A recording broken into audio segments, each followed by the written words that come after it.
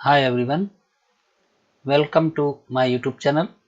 दोस्तों, आज एक मोबाइल मेरे पास आया हुआ है किसी शॉपकीपर भाई के यहाँ से, जो डेड है।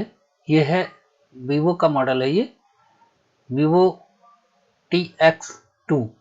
और इसमें अगले बंदे ने काम किया हुआ है।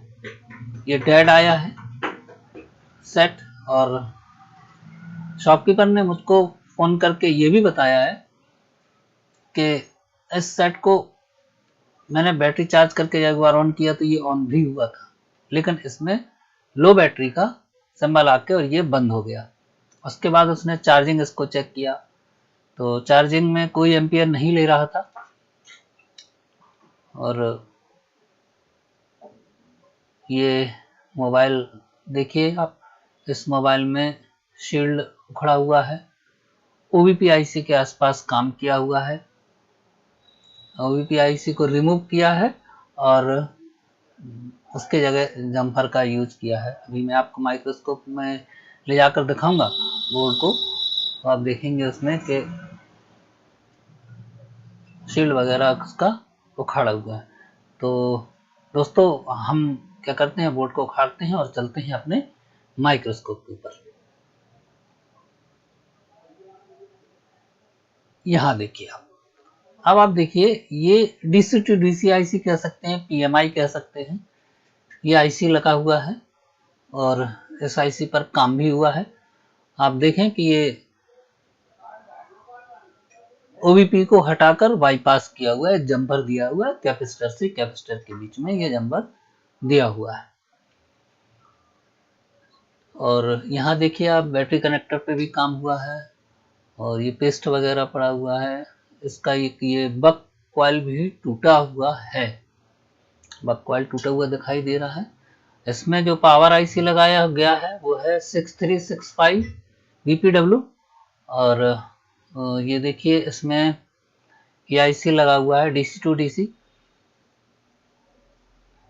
बाकी और तो काम नहीं दिखाई दे रहा है, बस यही काम दिखाई दे रहा है। कनेक्टर को चेंज किया है, बैटरी कनेक्टर को चेंज किया है, बाकी शील्ड ओपन किया हुआ है पूरा।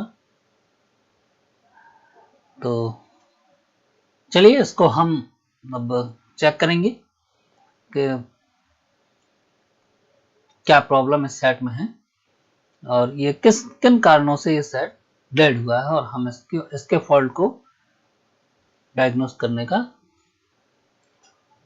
प्रयास करेंगे। तो सबसे पहले वही हम GR चेक करेंगे, और GR के लिए हम बैटरी कनेक्टर पर पहुंचेंगे सबसे पहले और देखेंगे कि बैटरी कनेक्टर पर हमें क्या GR मिल रहा है। तो आप देखिए ऊपर साइड मल्टीमीटर को मैंने सेट किया हुआ है और उसमें आपको मल्टीमीटर कनेक्टर पे जो GR वैल्यू मिल रही है वो आपको दिखाएगी। देखिए पॉजिटिव पर ये मैंने चेक किया, यहाँ पर रिवर्स में जो है वैल्यू सही है। ये देखिए 309 309 ये ग्राउंड। तो बैटरी कनेक्टर पर GR हमको सही मिल रहा है। मैंने ये रिवर्स लाइन पर GR लिया है, यहाँ पर भी सही है। फिर ये VPH की लाइन पर GR चेक करते हैं, यहाँ भी GR लगभग ठीक आ रहा है, ये ठीक है। रिवर्स पर कोई शॉर्टिंग नहीं है, अगर शॉर्टिंग होती तो यहाँ हमको शॉर्टिंग दिखती, लेकिन शॉर्टिंग नहीं है। अब हम बक कॉइल पर देखेंगे कि कहीं अभी यहाँ पर देख लेते हैं, ये सारी VPH के ही कैप हैं। पावर IC पर जो सप्लाई आती है वो VPH कैपों के द्वारा आती है। अब बक कॉइल पे हम वैल्यू चेक करते हैं। देखिए 305 था, यहाँ 30326। तीसरी बक कॉइल पर भी GR सही है, यहाँ पर भी GR सही है 137। और कोई शॉर्टिंग हमें बक पर नहीं मिल रही है। और अब मैं देखता हूँ कि आगे की जो बक कॉइल हैं उनमें देखते हैं GR क्या है। ये देखिए यहाँ पर हमको GR मिल रहा है, जी यहाँ पर हमको GR मिल रहा है, यहाँ पर भी हमें GR मिल रहा है, यानी ये सही है। सारी बक कॉइल्स पर जीआर मिल रहा है, कोई भी बक कॉइल हमारी शॉर्ट नहीं है। दो और बची हुई हैं, इनको हम चेक करते हैं। देखिए यहाँ पर भी जीआर मिल रहा है और यहाँ पर भी जीआर है, 91 के समथिंग यहाँ जीआर आ रहा है। एक और बची है, ये मेरे समझ में, ये जो है यहाँ पर जीआर है, राइट, करेक्ट। यहाँ पर जीआर, ये लो एलएलडीओ हो सकता है। तो दोस्तों हमने देखा जैसे सारी बक कॉइल्स पर रीडिंग है, कोई बक कॉइल शॉर्ट नहीं, इसके बाद भी ये मोबाइल ऑन नहीं हो रहा है, डेड कंडीशन में है। बोर्ड को हम अच्छे से चेक करते हैं। अब हम बैटरी को लगाकर ये देखते हैं कि वीपीएच जनरेट हो रहा है कि नहीं, वीपीएच सप्लाई हमारी जनरेट हो रही है या नहीं। मैंने बैटरी कनेक्टर को बोर्ड में लगा दिया है और अपने मल्टीमीटर को 20 वोल्ट की रेंज में सेट किया हुआ है और चेक करता हूं कि वीपीएच बन रही है या नहीं। तो ये देखिए पावर आईसी पे लगे कैपेसिटर पर मैंने वीपीएच को चेक किया, 3.3 वीपीएच बन रहा है। देखिए दोस्तों, वीपीएच बैटरी लगाने पर वीपीएच बन रहा है। ये देखिए यहाँ पर भी वीपीएच आ रहा है, ठीक है, वीपीएच बन रहा है, यानी वीपीएच लाइन में किसी प्रकार की शॉर्टिंग नहीं है। आईसी के, पावर आईसी के पास जो कैप लगे हुए हैं उन पर हम चेक करते हैं, सारे कैप पर वीपीएच आ रहा है। इन सारे कैप पर वीपीएच आना चाहिए, यानी कि हमारा ये सही है, बैटरी लगाने पर वीपीएच बन रहा है। अब हम चार्जिंग पत्ता लगाएंगे और चार्जर लगा के देखेंगे कि हमारा वीपीएच बन रहा है, बक सप्लाई बन रही है या नहीं बन रही। तो देखिए मैंने पट्टा लगा दिया है बोर्ड में और मैं चार्जर को प्लग इन किया है। अब देखते हैं, ये देखिए वीबस की 5.2 वोल्टेज कैप पर हमको मिल चुकी है, यानी वीबस हमारा आईसी के अंदर इंटर हो गया है। अब हम वीपीएच कैप पर नापते हैं। ये देखिए यहाँ पर 0.53, दोस्तों ये चीज नोट कीजिए, यहाँ पर 0.53 वीपीएच बन रहा है। पावर आईसी पर लगे कैप के आसपास जब मैंने ट्राई किया तो यहाँ भी 0.53 ही वीपीएच बन रहा है, यानी चार्जर लगाने पर वीपीएच नहीं बन रहा है। बक सप्लाई नापते हैं, देखिए बक कॉइल पर कोई सप्लाई नहीं बन रही है। तीसरे कॉइल पे हम देखते हैं बक सप्लाई, इस पर भी कोई सप्लाई नहीं है, इस पर भी कोई सप्लाई नहीं है और इधर भी कोई सप्लाई नहीं है, यानी बैटरी लगाने पर सप्लाई हमारी बन रही थी और जब हमने चार्जर पिन को एंटर किया तो चार्जिंग में हमारी सप्लाई नहीं बन रही है और ना ही बीपीएच बन रहा है। और स्वाभाविक है, जब बीपीएच नहीं बन रहा है तो बक भी नहीं बनेगा। फिर भी एक बार मैं आपको चेक करके दिखाता हूँ, कोई भी बक सप्लाई नहीं बन रही, जबकि हम पहले कोल्ड टेस्टिंग में ये चीज चेक कर चुके हैं कि सारी बक पर हमारा जीआर है। लेकिन यहाँ पर हमको क्या मिल रहा है, यहाँ पर हमको मिला है कि जब हम चार्जर को इन कर रहे हैं तो हमारा वीपीएच जनरेट नहीं हो रहा है। इसके पीछे क्या कारण है ये हम देखेंगे। देखिए ये वीबस हमारे यहाँ एंटर हुआ है 5.2 वोल्ट और वीपीएच की जो कॉइल है उस कॉइल के पास जो हमारा कैप लगे हुए हैं, ये दो कैप, ठीक है ना, इस पर हमको वीपीएच नहीं मिल रहा है। तो दोस्तों इसके लिए हम सबसे पहले इस पावर आईसी को रिमूव करेंगे जिसका नंबर है MT6360UP। इस आईसी को हम निकालेंगे। एक बार मैं आपको फिर चेक करके दिखाता हूं कि बैटरी लगाने पर देखिए बीपीएच आ रहा है 3.34। देखिए मैंने बैटरी कनेक्ट किया है फिर से और इसमें बीपीएच आ रहा है। ठीक है, तो ये कंफर्म हो गया कि बैटरी लगाने पर वीपीएच बन रहा है। देखिए यहाँ पर भी वीपीएच बन रहा है 3.3, 3.2, लेकिन जब हम चार्जिंग पत्ता लगाकर चार्जर को कनेक्ट करते हैं तो सेट हमारा इनिशियल ऑन होता है। इस पर हमारा वीपीएच भी बनना चाहिए, बक सप्लाई भी बनना चाहिए। तो इस दौरान ना हमारा वीपीएच जनरेट हो रहा है और ना ही कोई बक सप्लाई बन रही है। एक बार फिर को आपको चेक कराता हूं। देखिए यहाँ पर वीबा सेंटर हुआ और यहाँ पर वीपीएच 0.53 वोल्टेज ही है, यानी हमारी वीपीएच लाइन में ही कहीं ना कहीं कोई मिस्टेक है, वीपीएच जनरेट नहीं हो रहा है। या तो वीपीएच लाइन में मिस्टेक है या वीपीएच जनरेट करने वाली हमारी आईसी डिस्टर्ब या खराब हो सकता है। देखिए कोई बग नहीं बन रहा है, सारी बग जीरो हैं, जबकि किसी बग में कोई शॉर्टिंग नहीं है। तो अब हम क्या करेंगे, सबसे पहले MT 6360 UP, ये जो आईसी है, देखिए नंबर इसका MT 6360 UP, इस आईसी को हम रिमूव करेंगे और इसकी जगह नई आईसी को रिप्लेस करेंगे। मैंने आपके लिए ये प्रोसेस भी फास्ट नहीं किया है, न कट किया है। आप देखें कैसे आईसी को हम निकालते हैं। थोड़ा सा फ्लक्स लगाया और यहाँ पर एसएमडी से हम जो है इस आईसी को रिमूव कर रहे हैं। टेम्परेचर 350, एयर 60,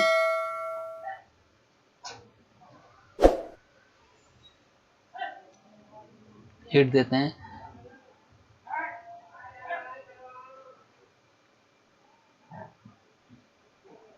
ये देखिए आईसी हमारा अच्छे से बाहर आ गया।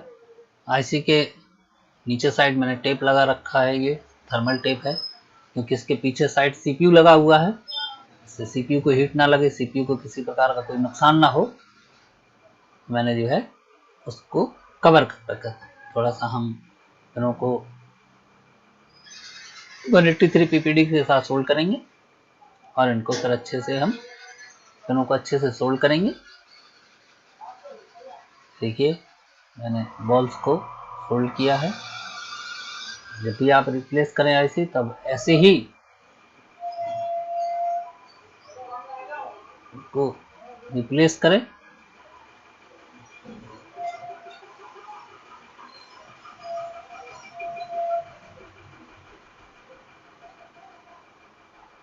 थोड़ा सा फ्लक्स लगाएं और फ्लक्स लगाने के बाद डिसोल्डर वायर से हम जितना भी एक्स्ट्रा फ्लक्स है उसको हटाएंगे।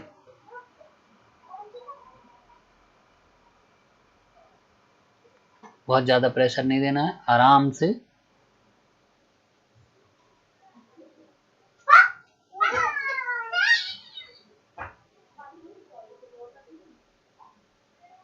ये देखिए बड़े आराम के साथ ये बॉलों को एक्स्ट्रा जो सोल्डर है वो हम रिमूव कर रहे हैं।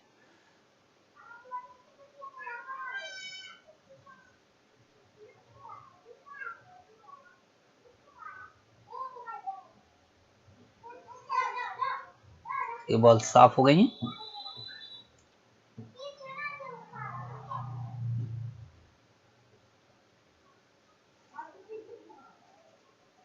अच्छे से बॉलों को आप साफ कीजिए। साफ करने के बाद हम थिनर से इसको अच्छे से साफ करते हैं। ये देखिए मैंने बॉलों को बढ़िया साफ किया है और साफ करने के बाद अब हम थिनर से इसको अच्छे से क्लीन करेंगे बोर्ड को। और क्लीन करने के बाद दोस्तों इस T2X का, Vivo T2X जो ये मोबाइल है, इसका स्कीमेटिक नहीं है।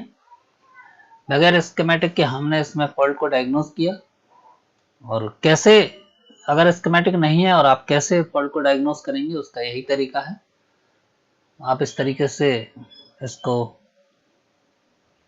सॉल्व कीजिएगा और फॉल्ट दूर होंगे। दोस्तों वीडियो में अगर आपको कुछ अच्छा लगता है और वीडियो पसंद आता है तो इसको लाइक कीजिए, एक प्यारा सा कमेंट कीजिए, सब्सक्राइब कीजिए,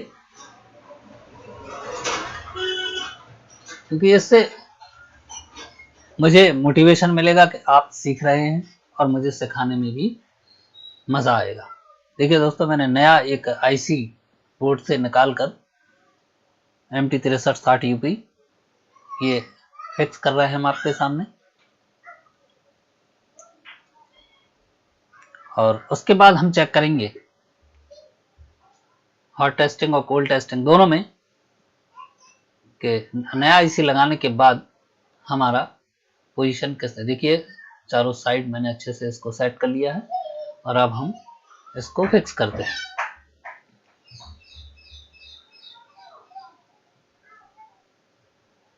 दोस्तों, काम में जल्दबाजी नहीं करना है, आराम से काम कीजिए,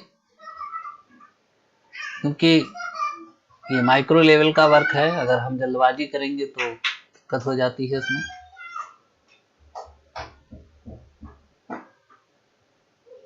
थोड़ा सा कॉर्नर पर फ्लक्स लगाएंगे और हम आईसी को जंप कराएंगे।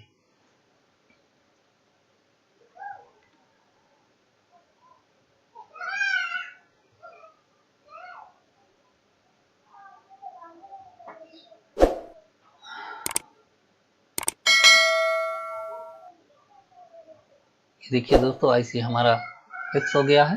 इसको हम थोड़ा सा जंप कराते हैं। देखिए ये जंप करने लगी है। परफेक्ट तरीके से ये आईसी हमारा बैठ गया है। दोस्तों, ज़्यादा नहीं जंप कराना है, हाँ, लेकिन जंप कराना है, इससे नीचे बॉल जो है परफेक्ट तरीके से बैठ जाए। और ये हमारा आईसी बैठ चुका है। बोर्ड को थोड़ा ठंडा होने देते हैं और फिर हम चेक करेंगे। देखिए मैंने एक्स्ट्रा जो पेस्ट लग गया था उसको मैं क्लीन करता हूँ। देखिए ये क्लीन हो गया बोर्ड हमारा, बढ़िया। और क्लीन होने के बाद अब इसमें हम चेक करेंगे कि हमारा VPH बना या नहीं बना। दोस्तों, जब हम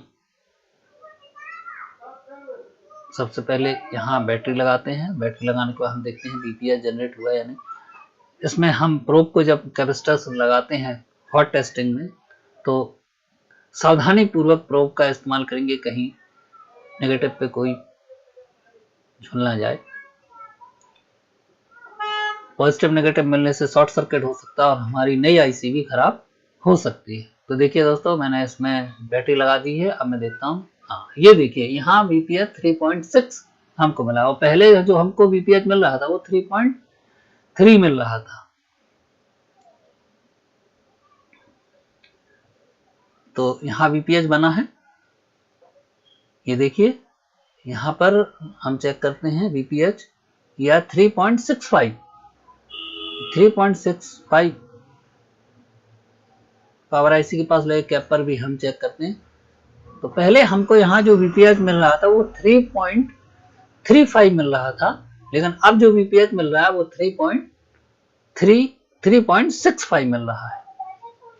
चेंज हुआ है VPH। अब हम बैटरी निकालते हैं और इसमें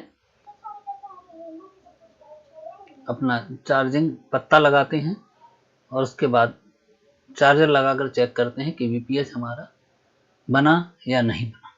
तो दोस्तों, मैंने चार्जिंग पत्ता लगा दिया है और चार्जिंग पत्ते को लगाने के बाद हम चार्जर इंटर करते हैं।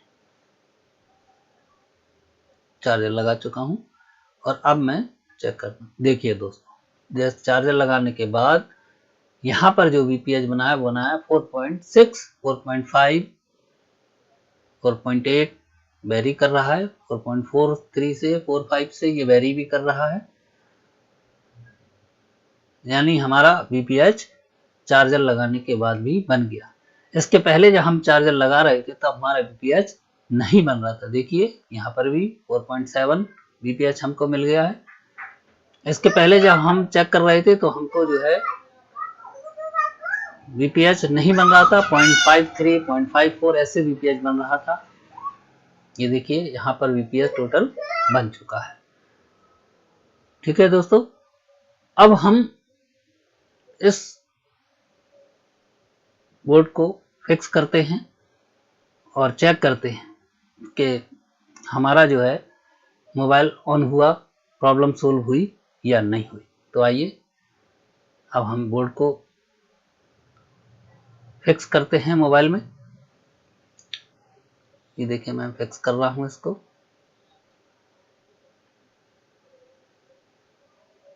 तो दोस्तों इसमें हमने क्या देखा कि बैटरी से तो VPH बन रहा था, लेकिन चार्जर से VPH नहीं बन रहा था। और हो सकता है ये मोबाइल जो है बैटरी चार्ज करके अगर हम बैटरी लगाते तो इसमें ये मोबाइल ऑन भी हो सकता था, और हो भी सकता है इस कंडीशन में।